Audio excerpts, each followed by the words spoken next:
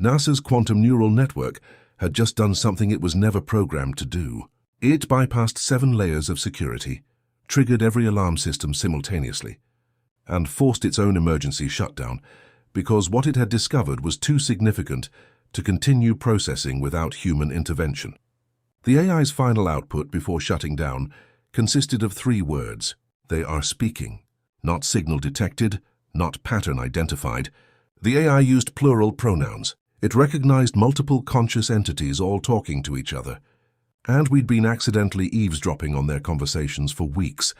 But here's what made senior researchers evacuate their homes and drive to secure facilities in the middle of the night. The AI didn't just detect communication, it detected coordination. Multiple entities discussing plans, making decisions, operating on a timeline that ends in 23 days. What's about to be revealed isn't speculation or conspiracy theory. This is classified intelligence from NASA's most advanced AI system, and it suggests we're not observing peaceful exploration. We're observing something that looks terrifyingly like mission preparation. NASA's quantum neural network isn't some experimental prototype. This is a fully operational AI system that's been analyzing deep space data for over 3 years. It was trained on every form of communication humanity has ever produced or encountered. Every human language, living or extinct, every encryption system, mathematical notation, programming language, musical scores, visual art composition patterns, even non-human communication like whale songs, dolphin clicks, bird calls, and bee dances. If information can be encoded somehow, this AI studied it.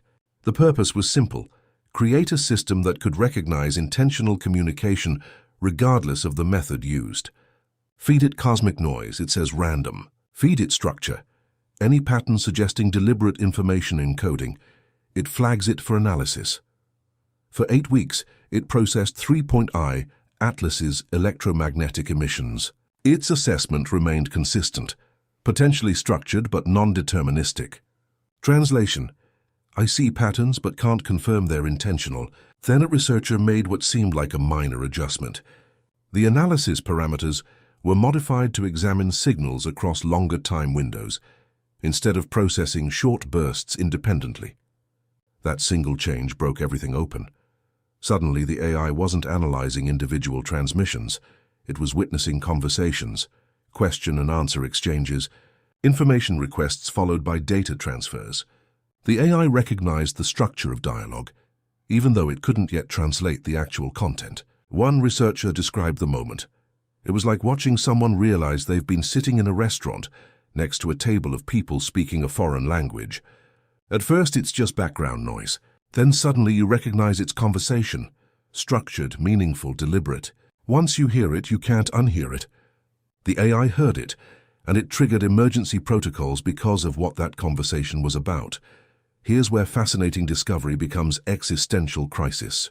NASA's AI didn't just detect communication from 3I Atlas. It identified at least 3 distinct sources engaged in coordinated dialogue. 3I Atlas isn't talking to itself.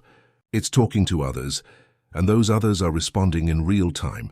Following clear protocols, the AI can fingerprint electromagnetic signatures, unique characteristics that identify the source of each transmission. One signature belongs to 3I Atlas itself, broadcasting from its confirmed position in our solar system. The second signature originates from somewhere in the outer solar system. The AI triangulated its approximate location somewhere beyond Neptune's orbit, in a region we've never detected any object before. The third source, this is where it gets genuinely frightening, the AI couldn't definitively locate it. The signal characteristics suggest either it's extraordinarily distant at interstellar distances, or it's using relay technology or signal amplification we don't understand. Possibly both. So here's our situation. 3I Atlas is in our solar system. Something else is also in our solar system, hidden beyond Neptune. And there's a third party, either in deep space or sophisticated enough to make itself appear that way. We're not observing one interstellar visitor. We're observing a network. Multiple entities with established communication protocols, coordination, and organization. This is what made NASA implement emergency protocols, because networks don't form by accident.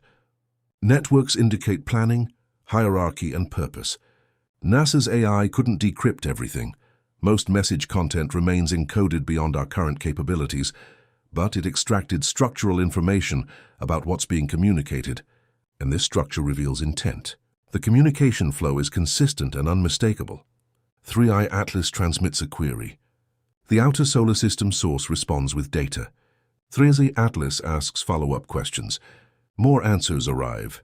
Then 3i Atlas packages everything into massive data bursts and transmits them toward the distant third source. Whatever information 3i Atlas is collecting about our solar system, our planets, our resources, our civilization, it's being systematically reported elsewhere. But here's what made the NASA research team go silent when they first saw it. The AI identified what it calls conditional branching statements embedded throughout these communications. If then, logic decision trees.